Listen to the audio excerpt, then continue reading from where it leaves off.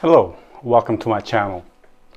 On today's video, I'll be talking about preparing for STP. STP is a bicycle ride from Seattle to Portland, and it's about, I'll say, 200 miles that can take place over one day for those die-hard bicyclists, or you could also do it in 2 days. This video is also pertinent to those who want to start off riding bicycle and have fun.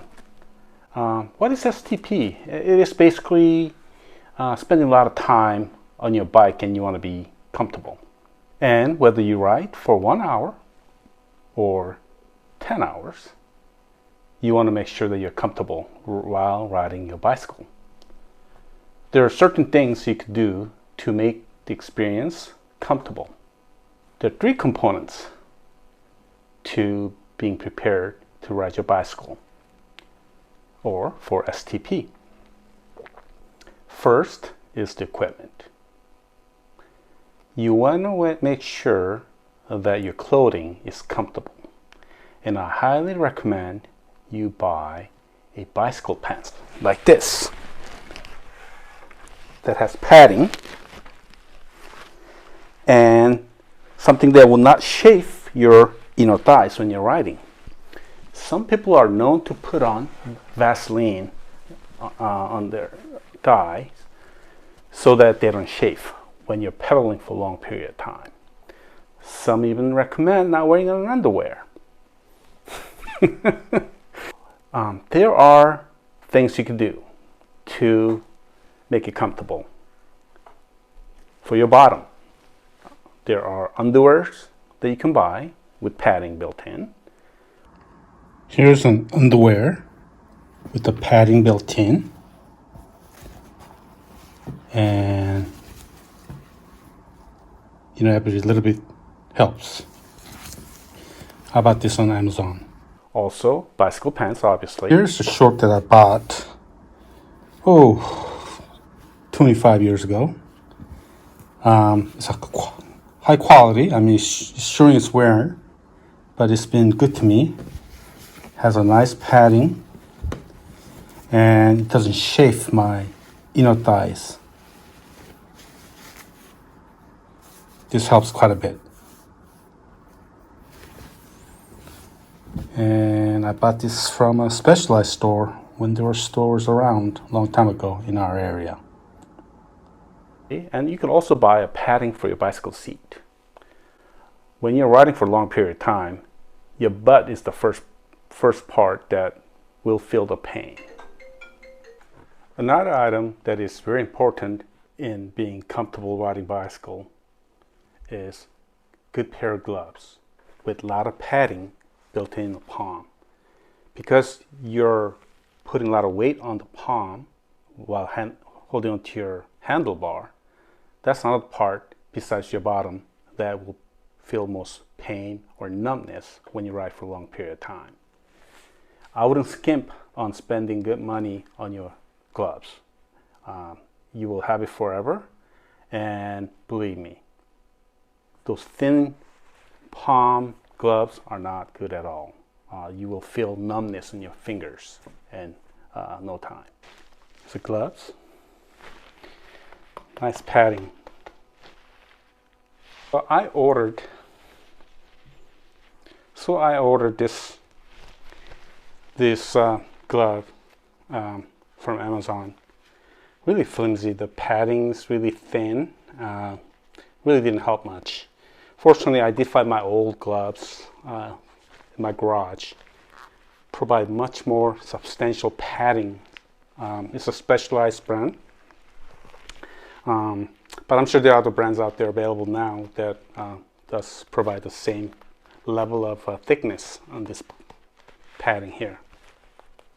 Very important. I recommend you visiting your local bicycle stores to buy things like gloves and cushions and pants so that you can touch them and make sure they are high quality and that they will provide good comfort when you ride for a long period of time.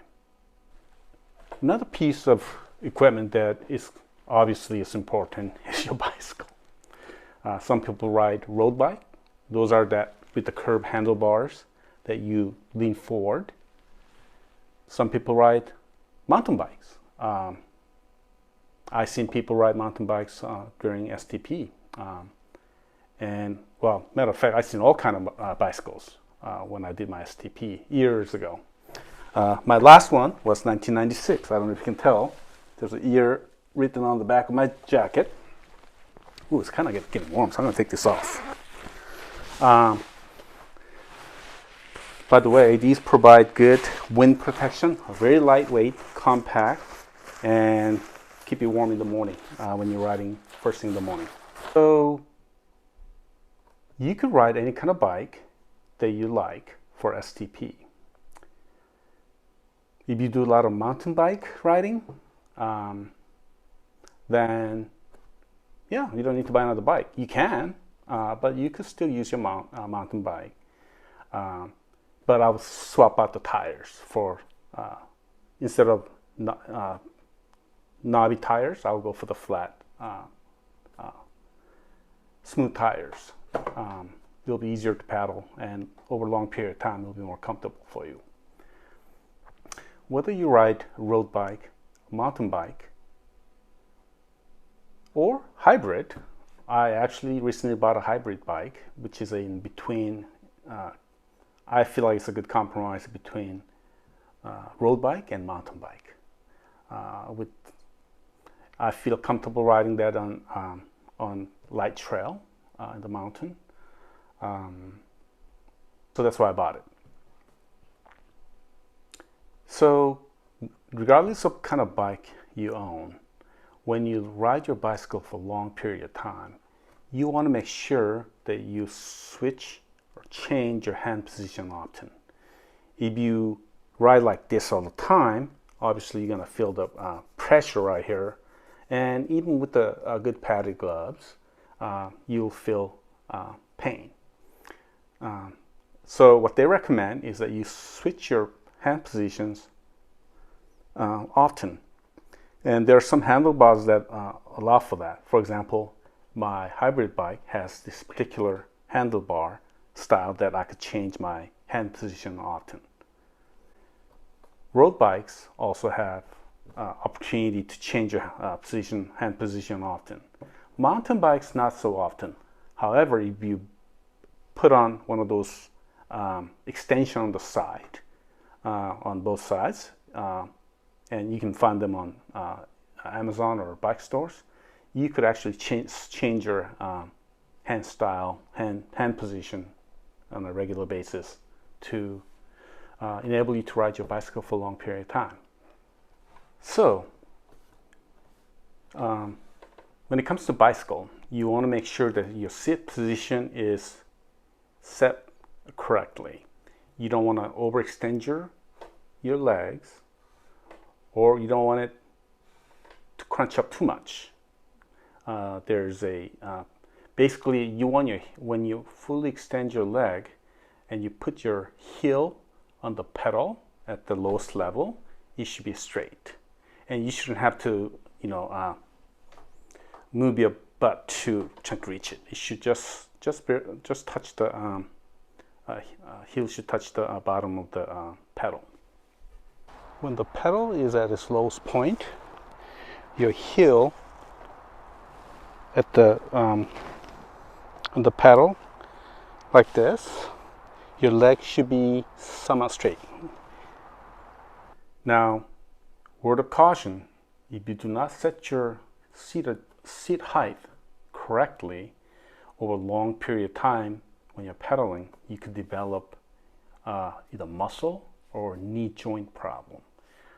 I have once ridden a bicycle for 4 or 5 hours to Whidbey Island, and I did not set my seat height correctly, and after I came back, I developed a serious knee issues where going up the stairs is fine, but going down the stairs, it created quite a bit of pain on my knee, and it took many months to heal completely. So you want to make sure your seat height is set correctly.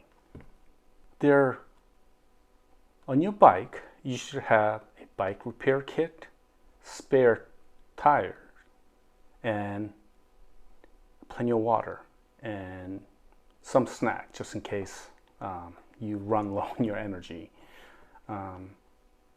You also want to have a tire pump so that when you do a repair or replace your inner tube on your bicycle, you could pump it up and continue on with your riding. You also want to make sure you have a rain kit just in case it rains. Now, I've done STP 3 times, and I think one time it rained quite a bit, so the rain kit will come in handy. For STP, I'd make sure that I have at least 2 water bottles on the bike, and I used powdered drink mixes, so that like Gatorade powder mix, and it helped quite a bit. Also, when it comes to nutrition, they say like you want to load up on carb the day before. Spaghetti is a good source of carb, and rice or lasagna, so that you don't run out of energy the following day. By the way, STP organizers provide on a regular interval stations where you can stock up on food and water. I remember that being like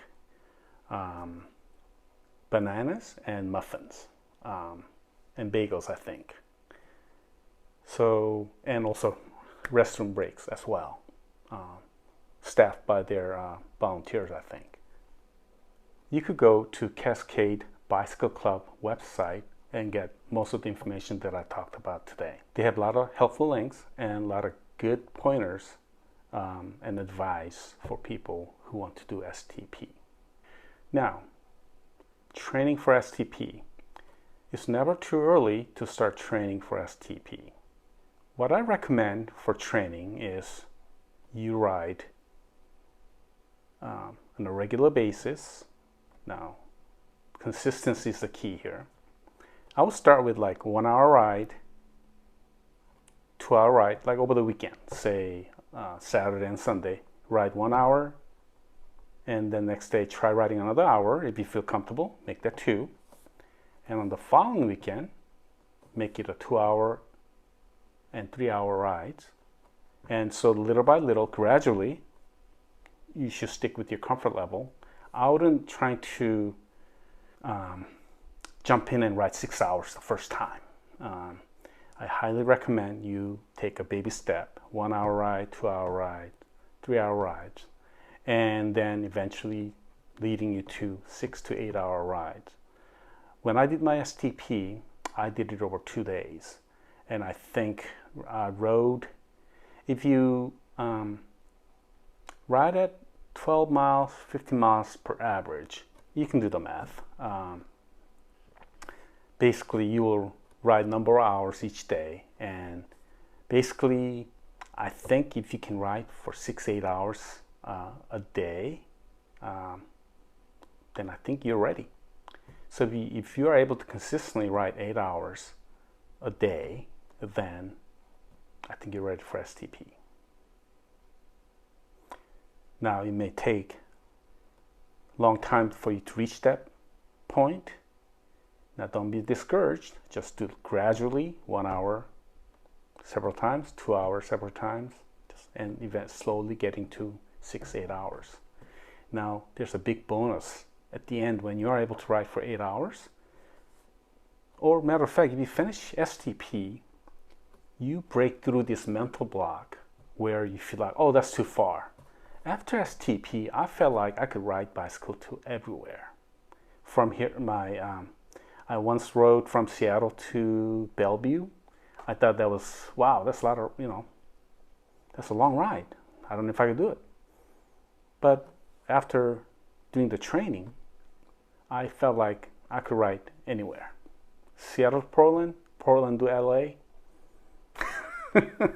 I feel like I could do it. So here are some practical pointers for STP. People ask, should I do it 1 day or 2 days? If you haven't done STP before and you're not an avid rider, I would recommend 2 day for first time STP event.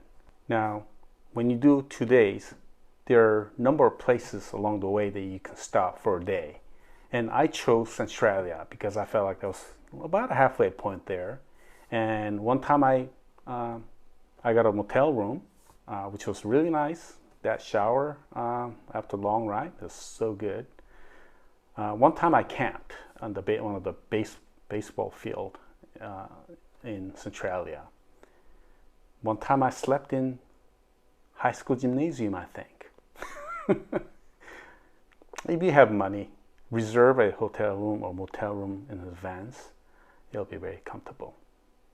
Another question that I ask often is, how do you come back? Do you ride back? No. God, no. I think STP organizers can provide a ride back on a bus. Some people take train back and just ship their bicycle with the STP organizers. Or in my case, I talked my cousin and at one time my family members to come pick me up. Make a trip out of it. It'll be fun. Now, is STP safe? I think it is. There's a police, not an escort, but they police traffic control, and I felt like it was safe overall, except one place.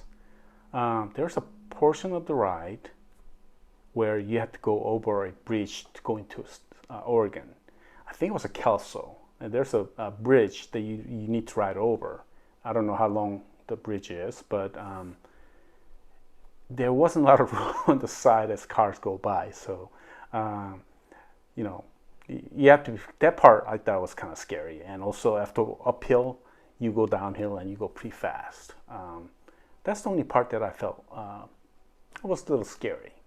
Now, if you have a support vehicle, obviously you can you can just skip the bridge. You can have somebody pick you up before the bridge and drop you off after the bridge.